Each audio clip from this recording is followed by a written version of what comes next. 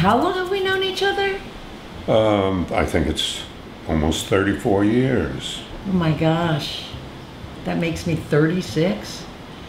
Well, You know, I thought you were an old guy when I met you. Now you're really an old guy. no, I'm ancient. Yeah, and now I'm an old girl.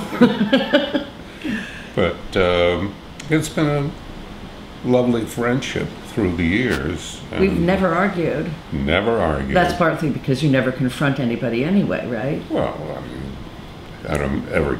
When I tried it, I didn't get anything out of it, so I never did it again.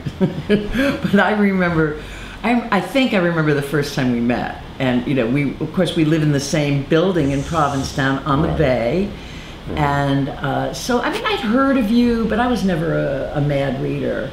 I did, you know, actually I read Patsy Walker, which you did, but I don't, you know, I knew who you were, but I wasn't impressed.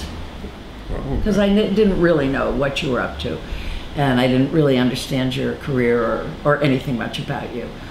But I remember one day we were walking on the flats, the tide was way out, and there had been this huge jellyfish kill. They had, for some reason, all committed suicide out there. I remember that. On the flats. Just acres and acres of disgusting jellyfish. And we were walking just beyond this sort of carpet of disgustingness, and I went like, ugh, look at those awful jellyfish.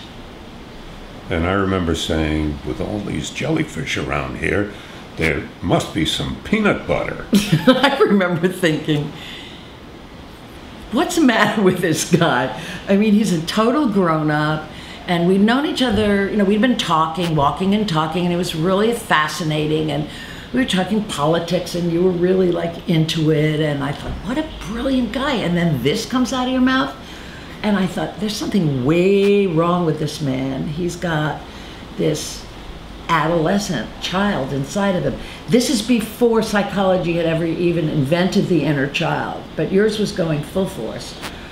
And I just was very confused by you. And then I remember that I started asking you questions about yourself. Right. And I think that was probably the first occasion when you said, well, I was a reverse immigrant, right? That's right. Well, you asked me, how could I be such a split personality? On the one hand, a serious, reflective person, and on the other hand, a complete idiot. And it did puzzle me.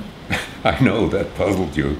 So I had to give you a clue, and I said, well, I'm a reverse immigrant. I don't know really where I've never known where I really belong.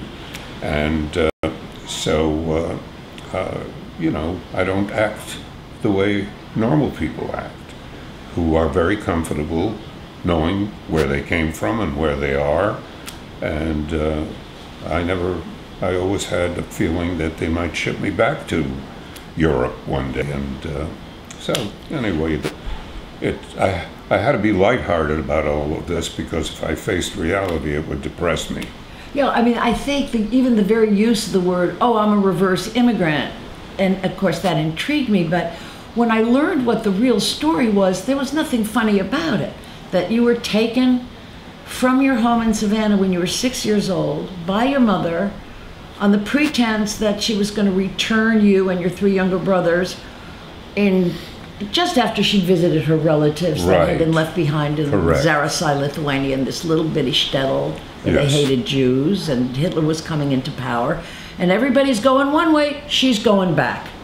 She's going right back into the jaws of hell with you kids. Right. And you stayed there for 6 years, till you were 12 years old, and then you came back. And that was the reverse immigrant story. And I thought, well, he's got this very, humorous way of describing what was really a god-awful experience. And that's when I got interested in being a writer. I think that's when I first began to think, I want to write about this man, and I want to write about this childhood in particular, because at the time I didn't know much about Matt. And so that was really the beginning of, we had a friendship, and then we had a professional relationship as well. Right.